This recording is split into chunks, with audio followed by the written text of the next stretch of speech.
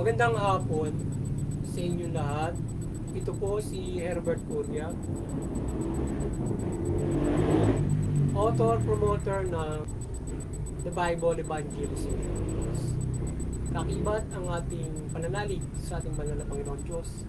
Banal na Panginoon sa Kristo, gabay ng kalingkuhan na galing ng Santa Maria, ay ating po ibinabahagi sa inyo sa ninyo ito.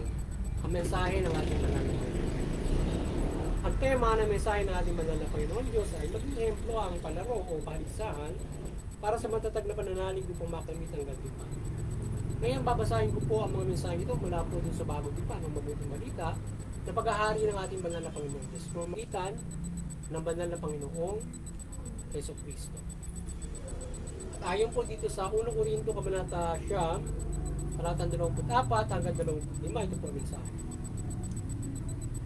Alam ninyo na ang mga kasali sa takbuhan ay tumatakbong lahat. Ngunit isa lamang ang nagkakamit ng gantimpala. Kaya pagbutihin ninyo ang pagtakbo upang kamtan ninyo ang gantimpala. Lahat ng manlalarong nagsasanay ay pipigil sa sarili. Sa lahat ng bagay upang makamit ang isang putong na panandalian lamang. Ngunit ang putong na hinahangad natin ay ang mahabang panahon. Patuloy po natin sa mga taga-Galacia. Kabanata 5, talatang 16, talatang 22 hanggang 23 at 26. Ito po ang mensahe. Ito ang sinasabi ko sa inyo. Ang Espiritu ang gawin ninyong patnubay sa inyong buhay. Huwag ninyong susundin ang pita ng laman.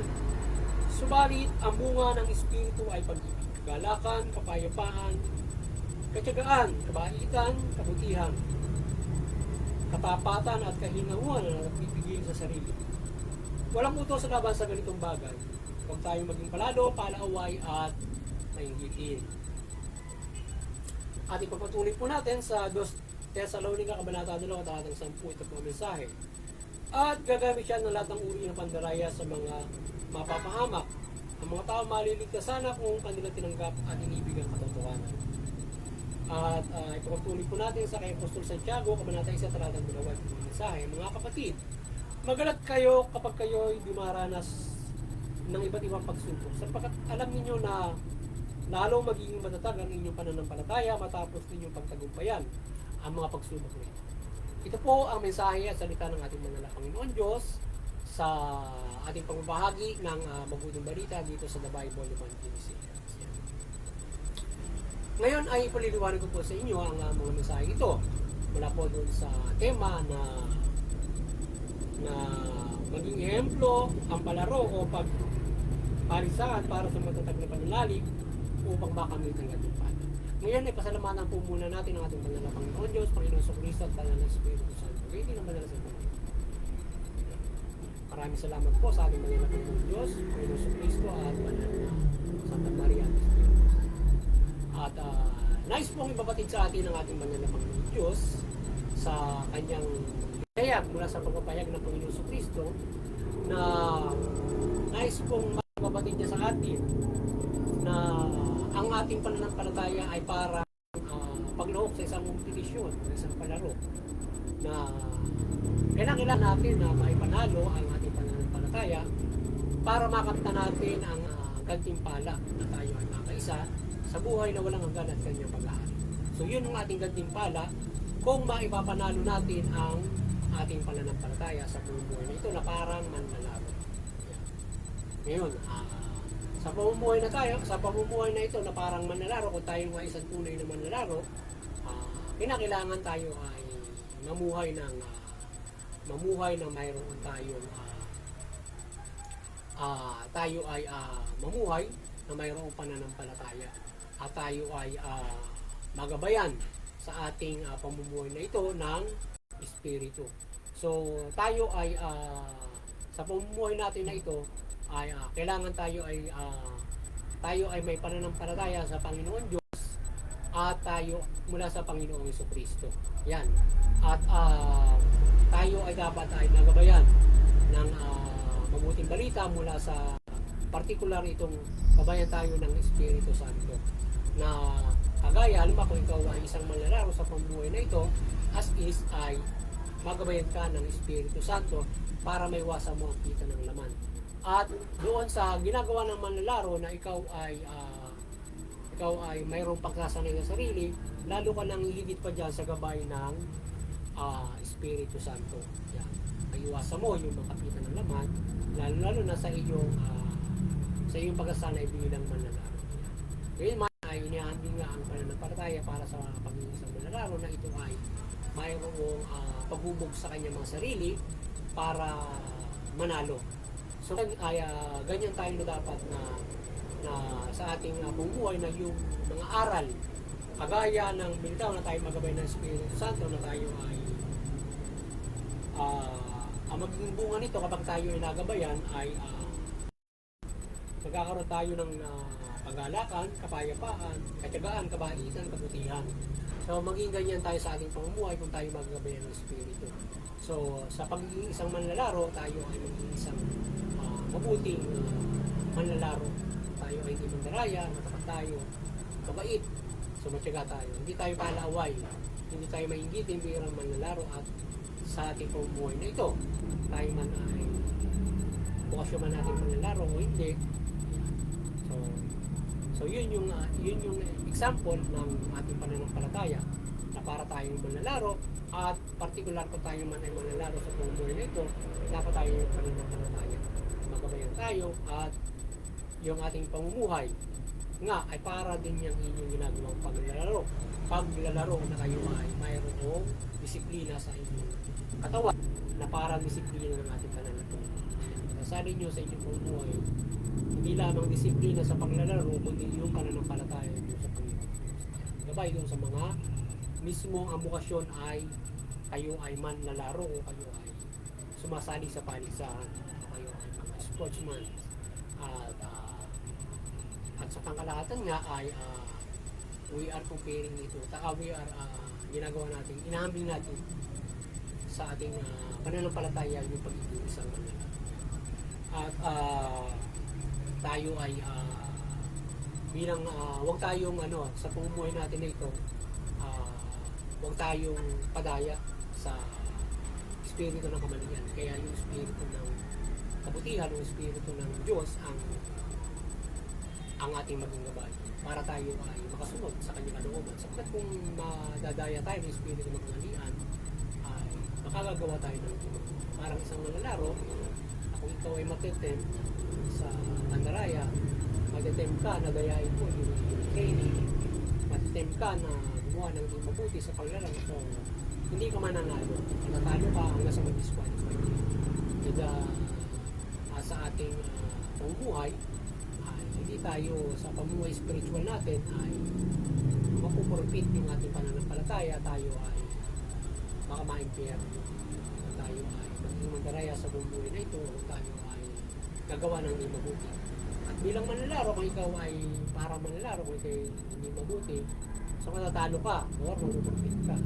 Pamumuhay na ito ay hindi ka magtatagumpay para sa kalikasan spiritual mo, maaaring makukusahan. Kaya maging mabuti kang mamuhay at kung manlalaro ka nga mismo sa pamumuhay na ito, maging mabuti ka bilang manlalaro.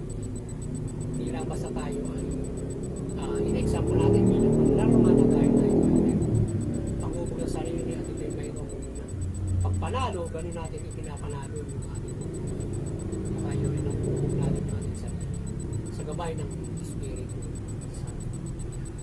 Pagkat kung tayo nagagabay ng Espiritu Santo, hindi tayo mahikayat ng Espiritu ng kamalian. Sapagkat kung tayo mahikayat ng Espiritu ng kamalian, ay problema. Tayo ay mabubulit sa impyerno o sa nagkatilang mga.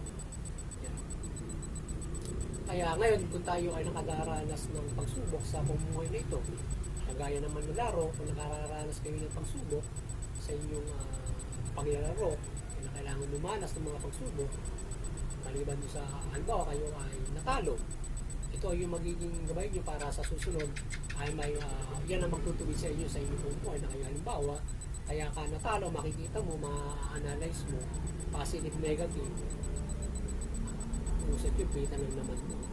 Pinabuso mo yung training mo. Yan. Hindi ka lang pagiging sa sarili mo. Kaya nga natalo. So, mas fittest yung kalaban mo. So, being defeated ay maging tuwid yung para may panalo sa susunod.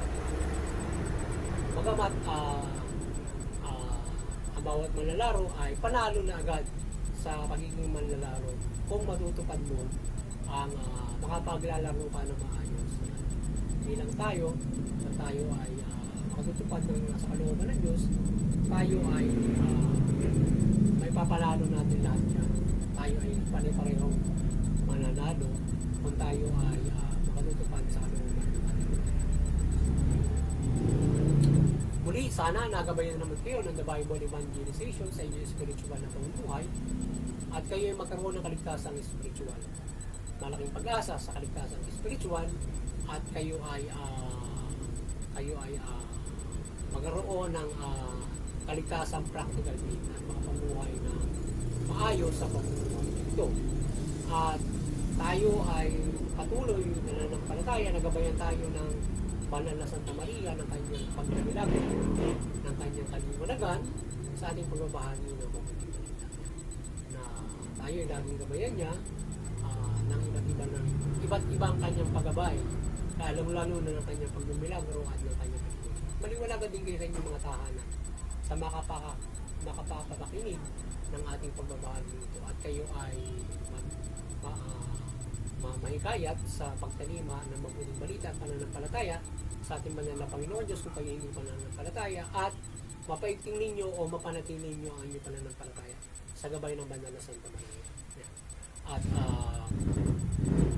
At higit sa lahat ay ang pakikinig ng mabuting balita na ito'y patuloy niyong isagawa at panatilihin na pananampalataya. At doon sa mga hindi pananampalataya, kayo'y makinig at inyong isabuhay ang mabuting balita, kayo ay makisa sa simbahan upang kayo ay mabautismuhan, kayo ay magkaroon ng kaligtasang spiritual. At muli doon sa Interfaith Unity, patuloy tayo magkaisa doon upang maunawaan natin ang ating mga pananampalataya. Hindi tayo magkaroon ng hidwaan sa ating pananampalataya, sa ating banal na o ating mga pinaniniwalaan. Ngayon ay iiral ang kapayapaan, iiral ang pagkakaisa, pagtutulungan at pagmamahalan ng concern sa isa't isa. Sa gayon may iwasan yung karahasan, digmaan at hindi mabuti sa bawat mga religiyon at bawat isa na nakakaapekto sa mundo at bawat mga pamilya at bawat mga tao. Bagkus nagagabayan ang bawat pamilya, bawat komunidad, bawat bansa, bawat nagkakaisang mga bansa, bawat mga organisasyon lahilipi sa pagkakaisa ng mga sa pagkakaisa ng bawat mga iba't ibang mga reliyon at pangununawaan na nagkakaroon ng kapayapaan dun sa mga unawaan ng magkakaibang pananampalataya sapagkat maraming iba't ibang pananampalataya sa mundo. Yan at doon sa CBCP, Vatican Church, patuloy kayo maliwanagan ni Banal Santa Maria at patuloy nyo mapagbuklod ng sangkatauhan sa pananampalataya sa Panginoon Diyos mula Panginoon Kristo at mabuting. At sa ating munting kakayanan, sa ating paglilingkod sa ating Panginoon Diyos ay patuloy tayo ng nampalataya ng paggabay ng Banal Santa Maria at ito kaliwanagan, pagmimilagro ng Panginoon Diyos, Panginoon Kristo at Espiritu Santo na mapagbuklod natin ang sangkatauhan sa pananampalataya sa Panginoon Diyos mula Panginoon Hesus Kristo at Espiritu Santo. At sa mga kapamalaan at mula sa pamalaan naman sa Pilipinas ay maniwanagan kayo ng Banal Santa Maria at mabuting balita at mamahala kayo ng mabuti. Mamahala kayo ng patas, tugunin nyo yung karapatang tao at patas ng station. Sa gayon, makamamumuhay na maayos ang inyong mga nasasakupan ng ayos sa karapatan at sila ay sila ay makararanas ng patas na hustisya at kapayapaan. Yan.